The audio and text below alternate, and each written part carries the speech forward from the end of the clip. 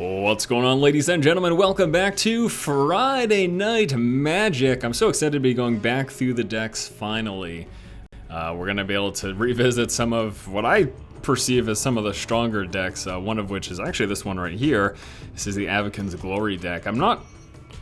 I mean, it's an okay opening hand, and I certainly like the Mentor of the Meeks. I just don't know.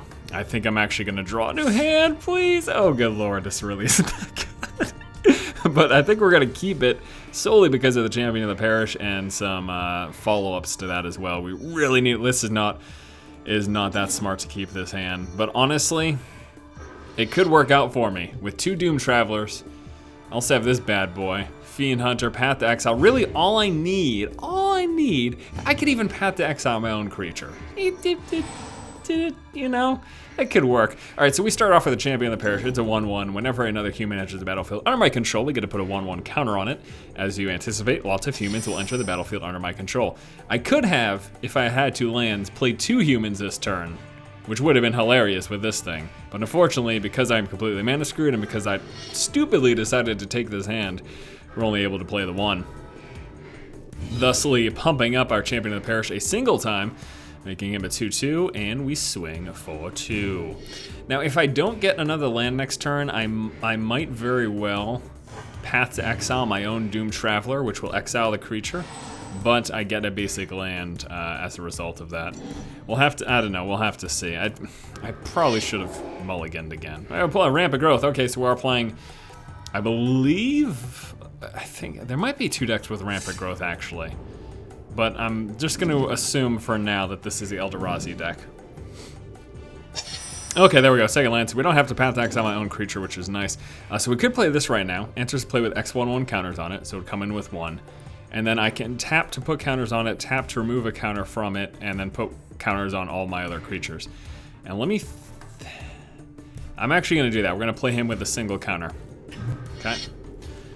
So I want to put at least one counter on him before moving it over to my other creatures. But for now, we can attack for 4, bringing our opponent down to 14. Pretty good card. It's probably better if you play it for 2. That way you don't have, because I have to wait 2 turns. I've got to pump it up now 1 turn, and then remove a counter the second turn. Whereas if you play it with 2 counters, the next turn you could tap it, remove a counter. I mean, I could still do that, but I would throw away the card, and I don't quite want to sacrifice him. Because if you remove the last 1/1 counter, the thing just dies. All right, he's going to explore, let him draw a card, plus play an extra land if he has one. He did have one, he's now up to 5. Once he gets to 6, things start to get scary. There's the Rampant Growth. So now we have to worry about things like Primeval Titan, which is quite terrifying. But luckily we do have the Fiend Hunter, and if we are short on mana, I can, again, Path to Exile one of my own creatures. Oh, good lord, that is nice. All right, Champion of the Parish, plus another Doomed Traveler, pumping up both of my Champions of the Parish. And then what will happen here, we may potentially win next turn. So I can hit him right now for 6. It could have been 7/8 if I sacrificed this guy, but I don't want to sacrifice him. So let's swing for 6. And then during the second main phase, we pump this guy up. Yeah, we're gonna win next turn if he doesn't have a response. So we're gonna pump him up.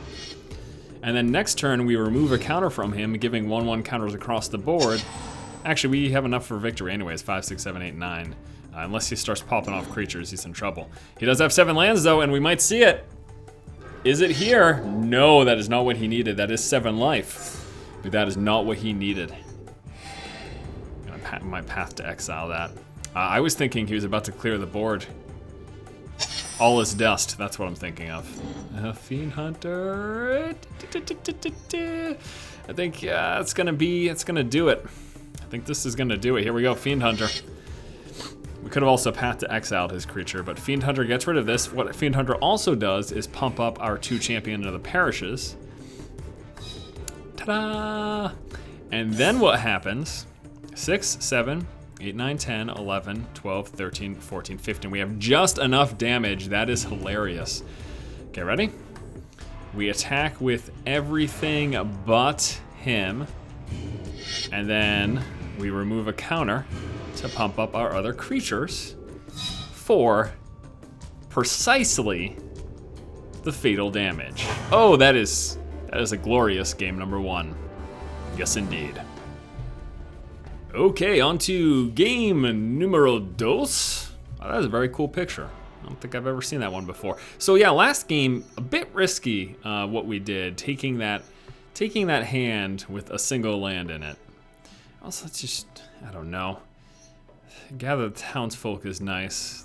Thal is also nice, but let's draw a new hand. We're gonna draw a new one. We're just all about the drawing a new hand. Hey, this isn't really that fantastic, but I don't want to go down to 6, so we will keep it, and we will be satisfied with our turn 1 Doom Traveler. I mean, frankly, it might be worth it to just mulligan until we get a champion, just because of how strong that card is. But we have the Path to Exile for removal. We have the Oblivion Ring for removal. We've got a nice turn 5 drop if it gets to that point, but yeah, we'll see.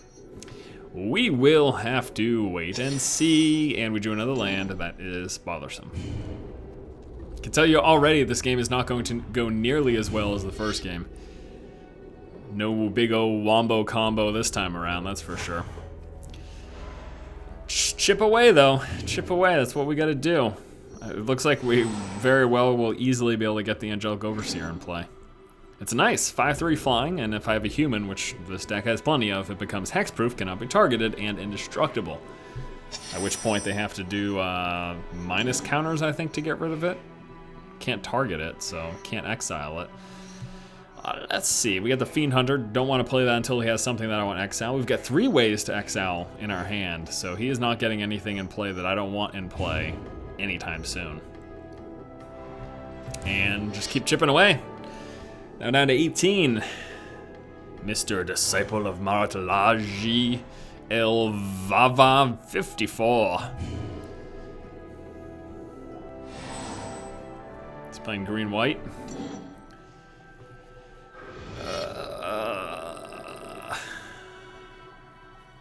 Metamorphic Expanse into red. And there is the Sliver deck. That's what we're seeing. This is the Sliver that pumps up with slivers. He will be probably my first target, and it will be the Fiend Hunter. Not only do I get to exile his Sliver, but I get to get another creature in play, which is nice to have. Before we play him, though, we're going to play the Champion of the Parish. Champion of the Parish comes into play. Fiend Hunter comes into play, pumping up Champion of the Parish and exiling the 2/2 that pumps up his other slivers. Because why would we want that in play? Goodbye to you is what I say, and then I hit you for 1. All right, so starting to look up here, looking pretty solid. Loving the Champion of the Parish. 4 of those in the deck. Mulligan till you get it could be a good strategy, to be honest with you. I feel like with the blue deck, it's that for Lord of the, what is it, Lord of the Unreal and Phantasmal Image. You getting both those cards in your opening hand is hilarious. Slivers have double strike, yuck. Good thing. Probably gonna be the Oblivion Ring first. I wanna save the Path to Exile. I don't wanna give him lands unless absolutely necessary. So, we go with Oblivion Ring pre-combat so that he can't block. Plus, I don't want his Slivers to have double strike. He's gonna be so pissed off this game. I'm gonna exile what he plays next to. I can only imagine how pissed off he's gonna be this. If I were him, I would not be happy because he's gonna get 3 things exiled in a row. Most likely. Chances are I'll exile whatever he plays next, unless it's something completely just not worth exiling. But anyway, he's down to 12, and yeah, got a nice looking board. Loving that. 1 more land. Angelic Overseer comes into play. He drops down a Battle Sliver, giving out his slivers +2/+0, and I think we're going to continue the trend of exiling everything he plays. What? You've got to be kidding me. All right, so we're gonna do this pre-combat, because if I wait till combat, then he can block. And I don't want him, well, actually, I think I can do it before he can declare blockers. So we'll just do it that way. So we'll go like this. We'll pause before blockers get declared. We'll exile his thing, giving him a land. Because if he blocks and I respond, the creature is still blocked. I want all my damage to go through. So that's why, and chances are he would have blocked this or this, either giving his Predatory Sliver back or killing my champion.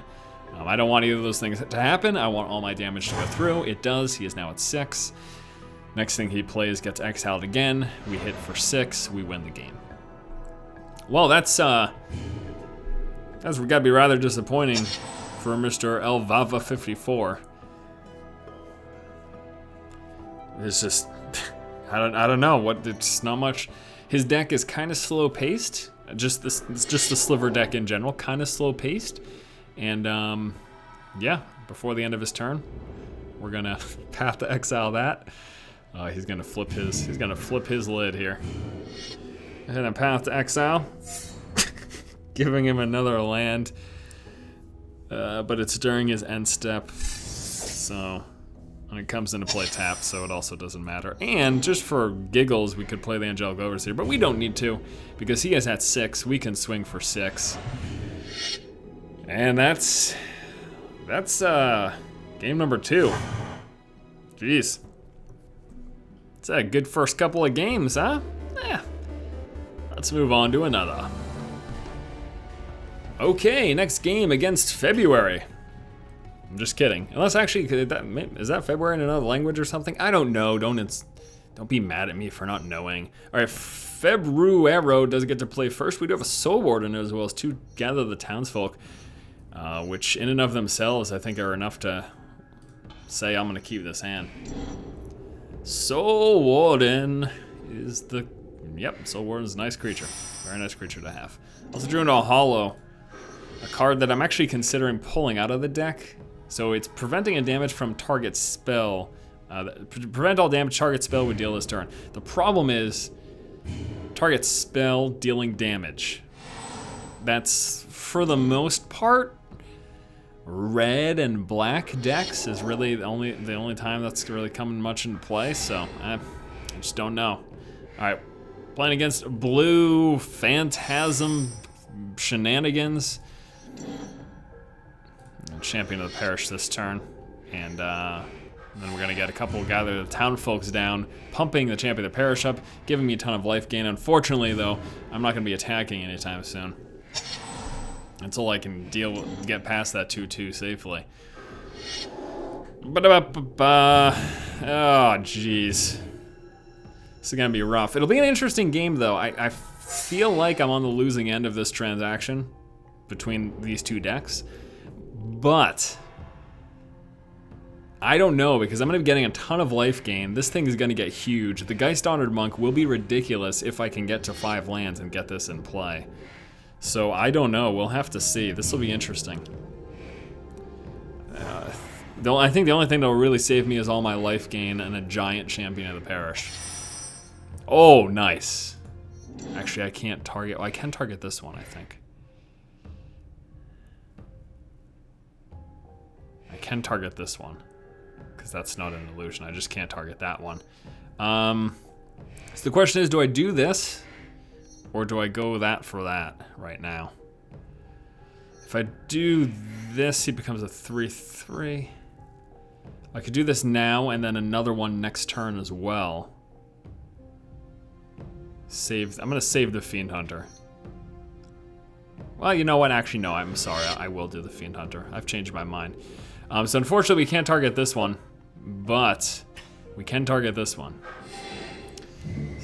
So we're gonna get the trigger of a life. Here's an unsummon, unsummoning his own creature, fizzling the effect. My creature still stays in play, but the effect is fizzled. And unfortunately, no attack again, because he's got a 3/3. That was pretty good play by him, unsummoning, saving his creature, stopping it from being exiled from the Fiend Hunter. Plays a Jace's Phantasm.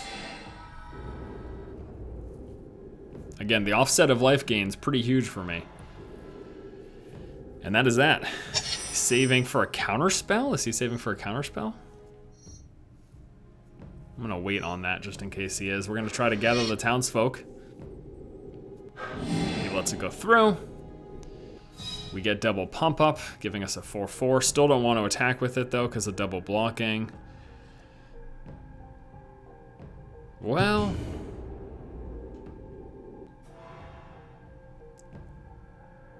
or do I?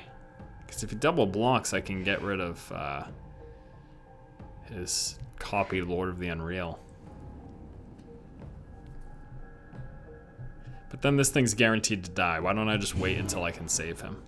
So we're gonna pass the turn over. Yeah, this is a bummer. I'm just not doing much damage whatsoever. He's just got such beastly threats in play. This will be nice. It's the Lord of the Unreal. I'm pretty sure he's safe for a counterspell, just chose not to counterspell to gather the townsfolk.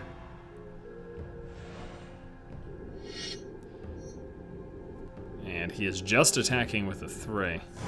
So I need to realize that he's likely got a counterspell here. Because he would have, why would he have not played this last turn when he had 2 untapped unless he was saving for a counterspell? So that's just the assumption. So we're going to attempt to gather the townsfolk again. He's going to let it go through. Got a 6/6. So if I attack, he double blocks and I kill both of his Lord of the Unreals. So I will attack. Because if he wants to trade that, if he wants to trade both his Lord of the Unreals, fine. He's not going to do that. He's going to let 6 go through. Okay. Then we end the turn.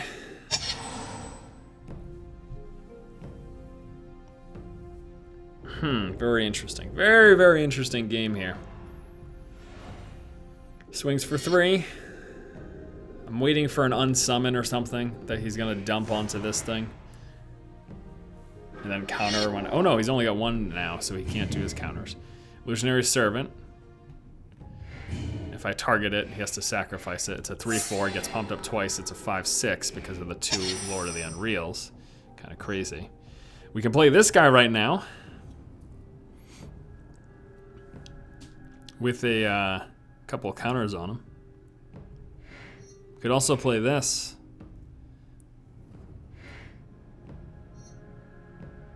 I'm gonna play him with 2 counters.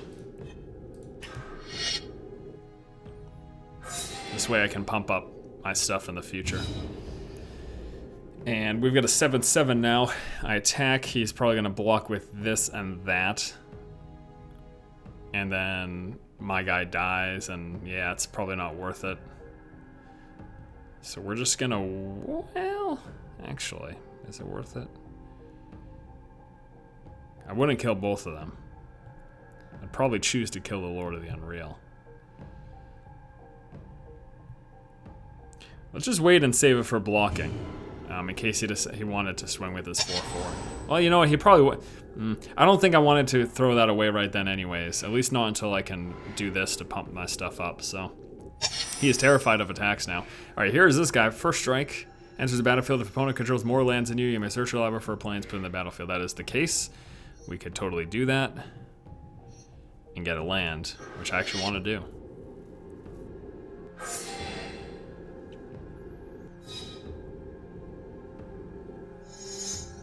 Because we get closer to 5, means we can drop him in play. Also going to throw down this guy. Making non-creature spells cost 1 more to cast. He's got to counterspell that. It's probably a wise move. And I think this turn we attack.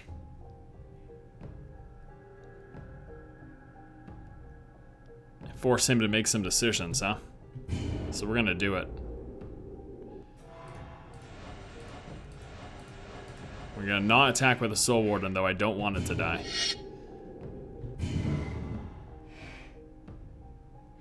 Let me wait till he declares blockers. Actually, can I? Yeah, I'll wait till he declares blockers to decide if I want to pump that up. So he's got an 8/8, he's got 4 1/1s, and he's got a 1/3.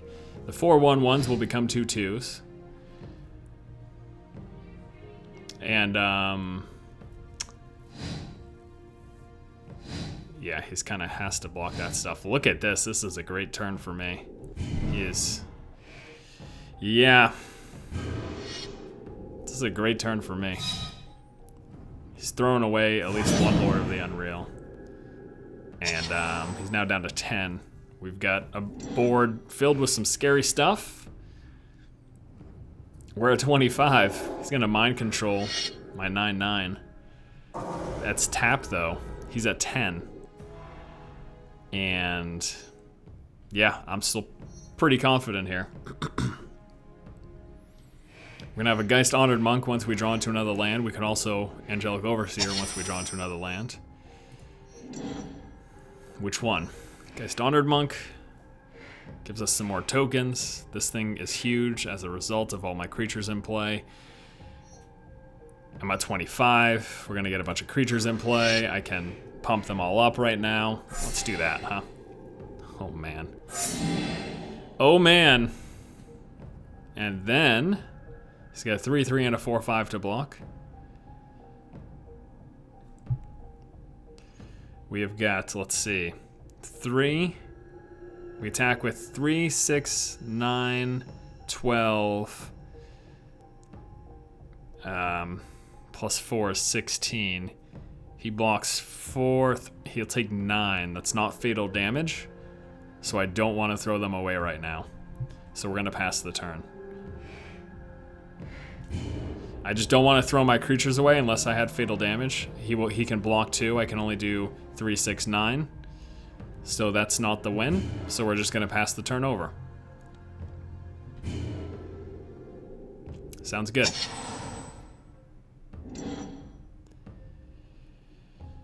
I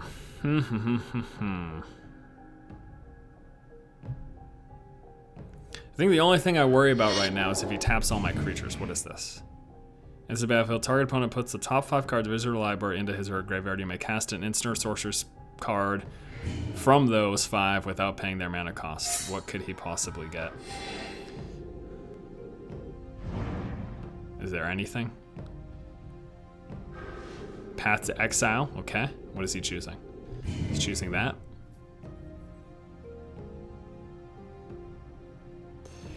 There's nothing I can really do about that. At least we get a land. And then I'm assuming he's saving for blockers because he's so low. Before the end of his turn, we are adding a counter here. Okay. And his turn ends. And let's think. We've got this guy. Alright, so he can block 4 creatures. 1, 2, 3. Okay. He would block 1, 2, 3, 4. 1, 2, 3, 4. So we have 3, 4, 5, 6, 7 damage would go through.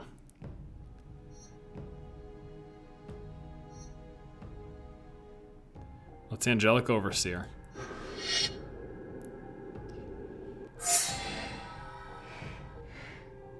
And I think we're just gonna pass the turn again, actually.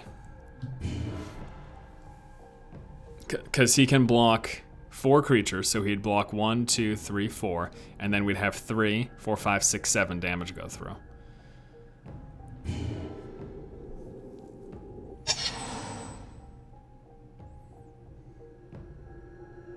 Before the end of the turn, I'm gonna pump up. Next turn, I'm gonna pump up again. And we should be all set next turn.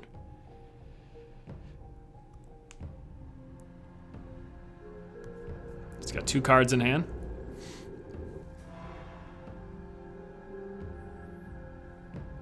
Combat phase, he's thinking, deciding nothing. Before the end of his turn, we're gonna remove a counter. Put a 1/1 counter on all my creatures. And then it is my turn. Champion of the Parish. Let's go Mentor of the Meek. I should have waited. Shoot. That's no good.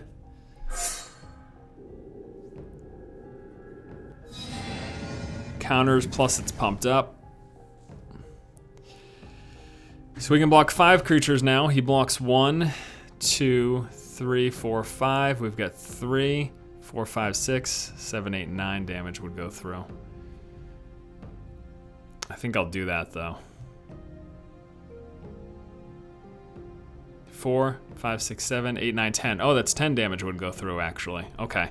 Well, it's Champion of the Parish prior to combat. And then we... Yeah, I think this works. I think I'm gonna have 10 go through. And then we attack with everything but him. Blockers get declared. He blocks that. He blocks a 4/4. He blocks 2 of the 3 casters.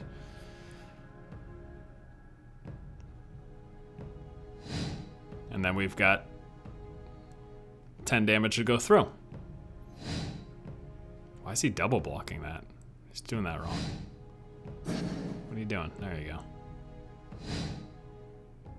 And then you block. No, you have to block this. What are you doing? You have to block the 6/4 flying. What are you... He's not even... I didn't even... Okay, well, whatever.